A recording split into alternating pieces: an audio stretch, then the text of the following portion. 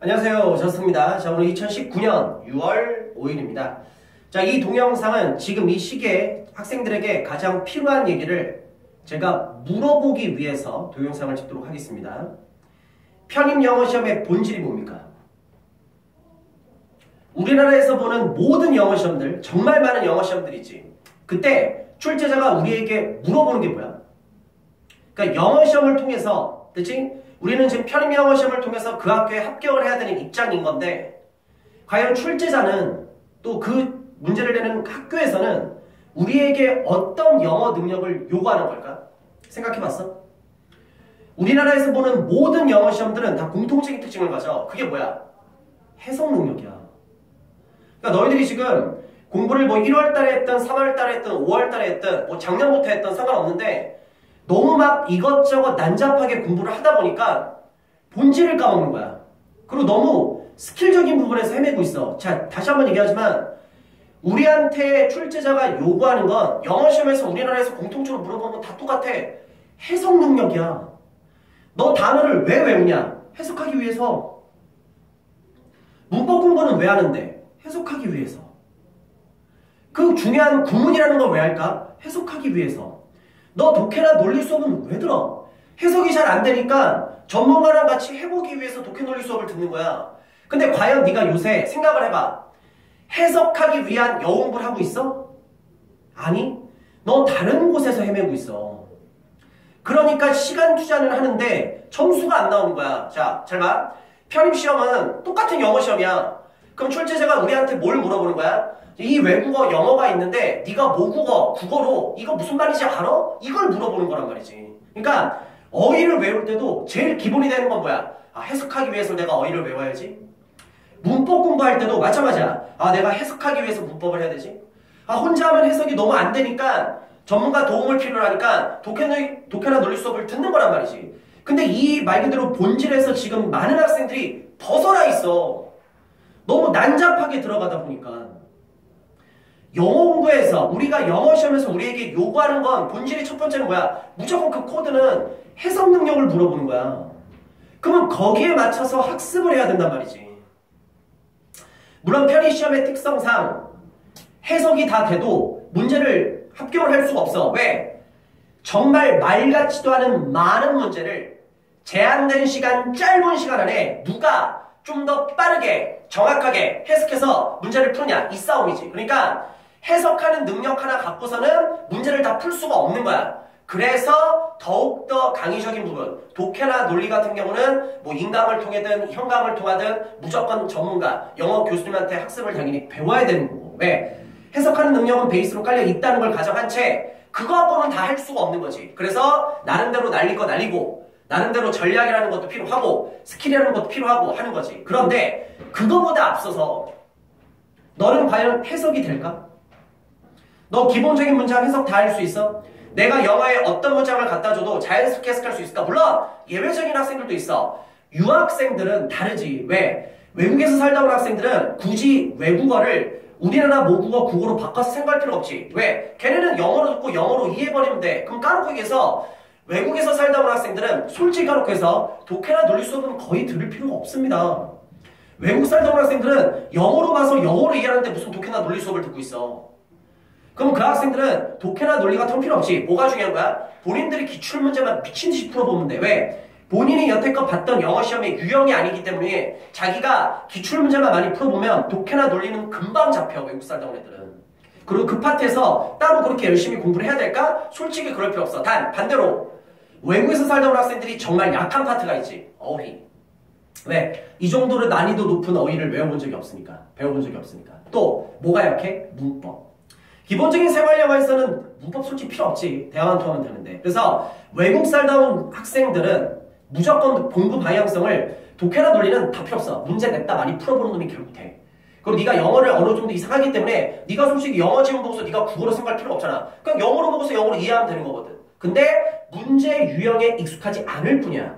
그러면 독해나 논리는 미친듯이 기출문제 딱 쌓아놓고 미친듯이 문제 계속 풀어봐. 생각보다 점수 금방 올라. 근데 외국 살다 왔다 하더라도 절대적으로 공부해야 될 건 뭐야? 어휘하고 문법이지. 왜? 너는 그 파트에서 취약점을 드러내지. 단 외국 살다 온 학생들은 어휘 외우는 거 별로 안 좋아해. 또 문법 공부하는 거 별로 안 좋아해. 왜? 자기가 기본적으로 했던 게 아닐까. 학생들은 되게 단순해. 자기가 잘하는 거, 좋아하는 거를 공부하지. 반대로 이거야. 자기가 약한 파트. 결국 자기가 싫어하는 거를 공부를 해서 약점을 보완해야 되는데 모든 학생들은 자기가 좋아하는 거, 잘하는 걸 더해. 그러니까 안 되는 거야. 그래서 유학생들은 공부 방향성만 제대로 잡는다면 생각보다 되게 좋은 학교를 갈 수 있어. 그러니까 무슨 말이냐면 네 영어 기본 실력 갖고도 웬만한 학교 이상은 가. 영어를 한 게 있는데. 근데 마지막 그 위의 학교를 못 가. 그래서 내가 항상 하는 얘기야. 뭐 따로 동영상 나중에 얘기했지만 상위권 학교는 항상 그 얘기야. 실력자들이 200명이 있어. 그럼 200명이 다 상위권 학교 가면 돼. 근데 상위권 학교에서 몇 명밖에 안 뽑냐면 특히 인문계는 100명밖에 안 뽑아. 그러면 실력이 있어도 합격을 못 해. 그럼 상위권 학교 못 가면 인문계 기준으로 이제 상위권 못 가면 한 50명 정도는 어디로 가야 돼? 뭐 건대나 홍대 쪽으로 빠져야지. 어떡하냐. 근데 또 50명이 못 간단 말이지. 그러면 그 50명은 또 어디 가야 돼? 뭐 구승사단, 아주대, 인하대 이런 데로도 가야지. 무슨 말인지 알겠어? 그러니까 이거야. 실력자들이 생각보다 지금 되게 많아. 왜? 외국에서 살던 학생들도 생각보다 되게 많고 인서울 4년제 이미 다니고 있는 학생들도 많아. 근데 웃긴 게 뭐냐? 그 학생들이 실력대로 봤을 때 상위권 학교를 다 가야 되는데 뽑는 인원이 한정돼 있는 거야. 그 얘기는 뭐냐면 학생들의 실력 차이는 크게 없어. 근데 누구는 상위권 학교를 가. 누구는 상위권 학교를 못 가. 그 차이는 뭘까? 실전 시험 보는 날 누가 본인 실력을 제대로 발휘해서 시험을 잘 보는지, 또 자기가 좀 더 뭔가 배웠던 부분이 그래도 한두 문제를 더 나와서 비교 우위를 취하는지, 또 반대로 실력은 불명이 되는데 상위권 학교에서 못 가. 왜 못 갈까? 실전 시험장에서 실수로 한두 문제 틀리면 그냥 끝인 거지. 특히 위의 학교면 위의 학교일수록 학생들의 실력 차이는 크게 안 나. 결국 뭐냐면 실전 시험에서 갈린다는 얘기야. 그럼 누군가는 자기 실력대로 점수를 챙겨가고 누구는 한두 문제를 실수해서 떨어져. 근데 그 실수 한두 문제는 과연 난이도 높은 것에서 나오는 게 아닌 거지. 너들도 알지 그 정도는. 실수는 어디에서 나오지? 항상 기본에서 나오지. 그래서 실력 있는 학생일수록 항상 공부할 때 겸손하게 해야 돼. 깝치면 안 돼. 자기가 공부 좀 한다고 좀 깝치잖아. 그러면 그 확률이 올라가 버리고 실전 시험장에서 정말 기본적인 문제를 실수하는 확률이 되게 많이 올라가. 그러니까 실력이 있는 학생이면 학생일수록 더욱더 겸손하게 공부를 해야 되고 특히 기본이 완벽해야 돼. 그러니까 분명히 똑같이 다 상위권 학교를 갈 수 있어. 근데 누구는 상위권 학교 가고 누구는 상위권 학교 못 가. 그건 결국 뭐야? 실력 차이가 아니야. 다 잘해. 그러면 그 당일날에 시험 갖고 갈린다는 얘기가 되는 거지. 누가 실수를 안 해서 합격하느냐, 누가 약간 공부하다가 까불어가지고 한두 문제 진짜 기본적인 문제 놓쳐가지고 떨어지느냐, 그 차이로 갈리는 거니까 네가 영어를 좀 한다면 이왕 가는 거면 깝치지 말고 정말 겸손하게 해서 이왕 하려면 상위권 학교 가는 게 낫잖아. 이왕 하는 거 서성원 가면 되잖아. 근데 왜 거기서 겸손함을 유지를 못한 채 조금 까불어서 그 밑에 학교 레벨이 떨어지냐고. 옛날에 학력고사 시절이 아니야. 지금은 모든 학교들을 점수대로 쭉 나열할 수가 없어. 등수대로 쫙. 왜? 학교별로 요새는 뽑는 게 되게 다 다양하잖아. 가군이 있고 나군이 있고 다군이 있고 뭐 수시도 있고 모두 있고 여러 가지 있기 때문에 학교 레벨이 우리가 옛날에 생각했던 대로 이렇게 쭉 나오지 않고 어떤 학교가 더 높은 것 같은데 막상 수능 등급은 여기가 더 높고 이런 것들이 되게 많단 말이지. 학교 레벨 차이가 되게 많이 사라지고 있는 게 현실이야. 근데 그게 현실인데 아직까지 사회적 인식이라는 게 있단 말이지. 왜? 지금 이 사회의 주된 분들은 옛날 학력고사를 보셨던 분들이 주들을 이룬단 말이지. 그럼 그분들은 본인이 다녔던 학교에 대한 그 기준으로 해서 이걸 생각을 하는 거지. 그러니까 어쩔 수 없는 거지. 왜? 지금 학교 레벨 뒤집어진 학교들 되게 생각보다 많아. 옛날에는 위에 있었는데 생각보다 많이 아래로 내려오는 학교들도 있고, 옛날에는 되게 아래에 있던 학교인데 생각보다 되게 위로 올라가는 학교들이 있는데, 그게 사회적인 인식으로 반영되기 위해서는 생각보다 되게 많은 시간이 흘러가야 돼.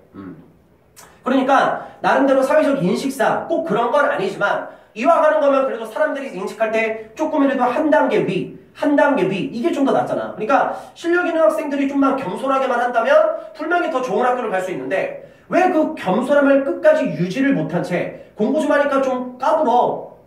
편입하는 경쟁자들이 수준이 떨어지니까 네가 뭔가 짱 먹으니까 좀 행복해? 그 거만심이 생기다 보니까 막판에 무너져 버리는 거야. 분명히 실력이 있는데 학원 모의고사 뭐 1%, 학원 모의고사 뭐 0. 몇 %. 좋아. 그러면 그 1%, 0. 몇 %가 사인코락교를 다 가야 되는데 나중에 최종 결과 못 간 애들 생각보다 많어. 어디에서 갈리는 것일까?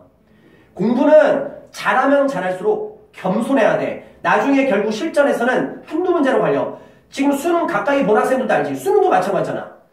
한 문제, 두 문제로 인해서 완전 등급이 달라져 버려. 한 문제 때문에 등급 내려가서 사인코락교를 못 가. 충기코락교 다녀. 지 친구들은 사인코락교 다니고 있는데 그런 학생들이 얼마나 많은데. 편입도 똑같은 얘기야. 그래서 제발 부탁이니까 실력이 있는 학생이면 학생일수록 좀 더 겸손하게 해라. 결국 실전에서는 학생들 실력 차이 크게 안 나. 근데 누구는 들어가고 누구는 못 들어간다. 실수야. 실수는 어려운 문제가 아니야. 기본에서 갈려. 근데 전체적으로 한번 생각해볼까? 기본적인 파트는 어떤 파트일까? 성실하게 공부하면 점수 다 딸 수 있는 파트. 어휘. 어휘에서 짝짝짝 나가면 끝. 문법 성실하게 하면 다 잘해. 근데 편입생들은 성실하지 못한 학생들이 훨씬 더 많기 때문에 애들 문법 거의 다 못하지. 그리고 결국 대부분의 학생들이 문법 마지막에 포기하게 되지. 그건 자기 합리화로서 뭐 어려워서 그래. 뭘 어려워. 문법은 까놓게 합시다. 배우는 것 따위 다를 수도 있겠지만 솔직히 문법은 어려운 게 아니라 양이 많은 거야. 어휘랑 똑같아. 양이 많으면 그만큼 자기가 성실하게 반복적으로 보면 되는데 결국 네가 성실하지 못하다 보니까 안 하게 되는 거야. 근데 쪽팔리게 어디 가서 양이 많아서 나는 포기했어. 이럴 수는 없잖아. 그러니까 자기 합리화 하는 거지. 어려워서 그래. 뭐가 어려워? 나는 진짜 제일 안타까운 게 문법이 어려워서 진짜 순수하게 진짜 문법이 수업을 하는데 어려워서 포기하는 학생들이 제일 안타까워. 아무튼 됐어. 그래서 내가 말하는 건 뭐냐? 모든 영어시험, 편입도 마찬가지야. 영어시험의 본질이 뭐야? 우리 학생들에게 뭘 요구하는 거야? 다시 본래대로 돌아와서 해석 능력을 요구하는 거야. 그러면 네가 항상 영어 공부를 할 때 딱 포커스를 잡아야지. 해석하기 위해서, 해석하기 위해서, 해석하기 위해서. 이게 본질적으로 깔려 있어야 돼. 어휘도 마찬가지야. 해석하기 위해서 외워야 되고. 특히 문법도 문법 그냥 단순히 암기한다? 문법 단순히 암기하면 해석을 위한 문법 공부가 안 돼. 문법을 공부하는 첫 번째 이유는 해석하기 위함이야. 착각 좀 하지 마. 문법 문제를 많이 맞기 위한 거는 두 번째, 세 번째 이유란 말이지. 그러니까 공부를 할 때 왜 내가 영어 공부를 하고 학교에서 영어 시험에서 나한테 뭘 요구하는지를 첫 번째로 생각하는 건 그 본질을 떠올려야 돼. 그 코드, 스킬이 아니라 잡스러운 기술로서 뭔가 접근하려고 하지 말고 결국 학교에서 우리한테 물어보는 건 해석 능력이야. 거기다가 포커스를 맞추고 그리고 해석이 다 됨에도 불구하고 안 된다. 그때는 이제 뭔가 전략적인 부분, 스킬적인 부분이 필요하지. 근데 기본적인 해석도 못하면서 스킬을 쓰려고 하고 전략을 쓰려고 하니까 본질에서 어긋나다 보니까 네 점수는 그 모양이지. 또 실력이 있음에도 불구하고 생각보다 점수가 그 위로 못 올라가게 되는 거고. 본질을 떠올려 봐봐. 본질을. 근데 편입뿐만 아니야. 우리나라에서 보는 모든 영어 시험은 해석 능력을 물어보는 거야. 왜? 근데 그거를 가장 기본적인 얘기인데 선생님들이 이 얘기를 할 필요가 없어. 이 정도면 상식적으로 당연히 아닌 거 아니야? 그러니까 얘기를 안 할 뿐이야. 그러다 보니까 학생들이 그 본질을 까먹은 채 다른 데다가 시간을 소비하고 있어. 네가 지금 작년부터 1월부터 3월부터 5월까지 공부한 시간을 대비해봐라.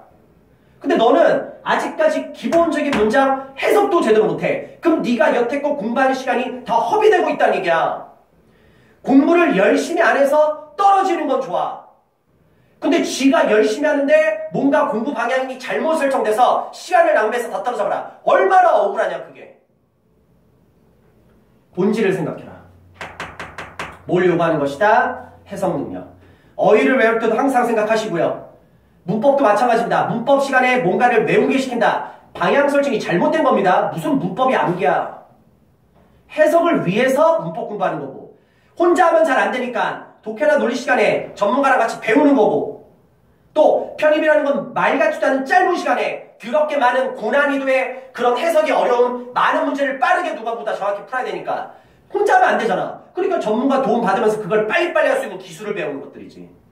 본질을 절대 까먹지 마시기 바랍니다. 알겠지? 그래서 6월달 들어와서 학생들이 뭔가 혼란을 일으키는 것 같고 너무 막 이것저것 시키고 뭐 하다 보니까 좀 뭔가 망각한 것 같아. 그래서 좀 강력하게 합니다. 우리나라에서 모든 보는 영어 시험에서 학생들에게 요구하는 건 다 필요 없습니다. 해석 능력을 물어보는 게 본질입니다. 본질 까먹지 말고 거기에 맞춰서 공부하시기 바랍니다. 알겠지? 파이팅!